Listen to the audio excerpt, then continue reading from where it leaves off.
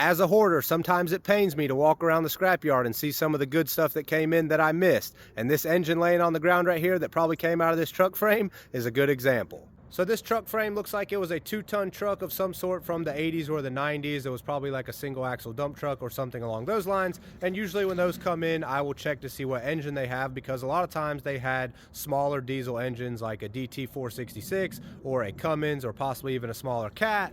And that one just so happened to have a 12-valve Cummins. Now, unfortunately, the guys have already annihilated this thing by ripping it out of the truck with the grapple. It has had all the fluids drained, and you can see where they've absolutely annihilated the oil pan, but the injection pump is ripped off of it, the air compressor is ripped off of it, and that probably was a very good core engine before they got a hold of it. And if you've been following for a while, then you know I pretty much hoard any 5.9 Cummins because they're actually a pretty valuable engine and they're easy to swap into a bunch of different cool projects. Honestly, sometimes when this happens, it's for the better, because if I would have seen that, I would have told the guys to unload it back in the field, and then it would have sat back there for 6 months or a year before I would have eventually told them to get the motor out of it and then crush it anyway. So at least it's going to save us a little bit of space, but it's always sad to see a 5.9 Cummins destroyed.